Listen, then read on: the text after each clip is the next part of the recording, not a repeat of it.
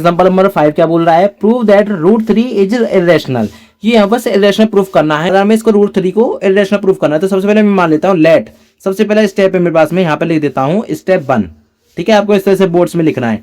Root 3 को मैं मान लेता हूँ a अपॉन बी। ठीक है, a अपॉन बी का मतलब क्या होगा कि रैशनल मान रहा हूं मैं इसको अभी के लिए। और यहाँ पर जो a और b है ना, वो क्या है मेरे पास में, दोनों ही को प्राइम है। को प्राइम का मतलब होता है कि इन दोनों का अगर मैं कॉमन फैक्टर देखूं तो वो सिर्फ मिलेगा मुझे 1। ठीक है, और अलग भाषा में कहूं तो इनका एचसीएफ मुझे 1 मिलेगा। अब स्टेप 2 में हमें क्या करना है, स्टेप 2 में कुछ नहीं, रूट 3 आ रहा है तो स्क्वायरिंग करेंगे दोनों साइड। सबसे पहले तो रूट 3 को हटाएंगे, स्क्वायरिंग बोथ साइड्स। ठीक है, तो यहां से क्या हो जाएगा, ये हो जाएगा बस में 3 इक्वल टू ए स्क्वायर अपन में बी स्क्वायर। ठीक है, तो यहां से अगर मैं देखूं तो मुझे क्या मिलेगा, यहां से मुझे मिलेगा भैया कि A square is equal to 3b square.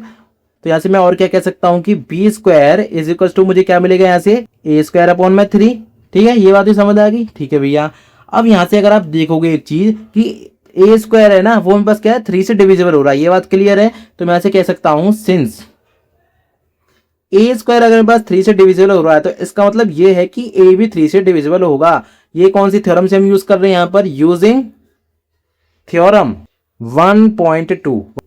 मैं लेट कर लेता हूं, ए कोई 3c के बराबर। ठीक है भैया, तो यहाँ से पास क्या हो जाएगा, यहाँ से हो जाएगा, मैं वैल्यूज को वापस पुट करूंगा किसमें, इसमें।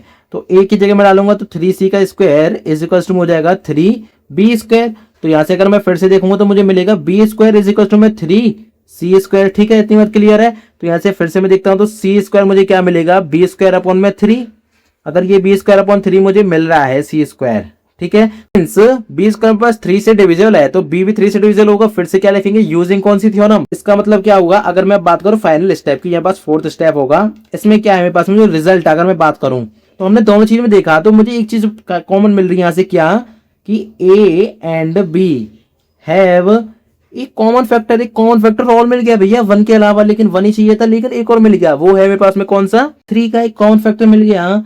तो यहां से तो ये चीज गड़बड़ हो गई जो हमने माना था, दिस कॉन्ट्राडिक्ट्स, ये तो भैया कॉन्ट्राडिक्ट कर गया ना, दिस कॉन्ट्राडिक्ट्स द फैक्ट। कौन सा फैक्ट, जो हमने माना था ऊपर, दैट कि ए एंड बी आर को प्राइम।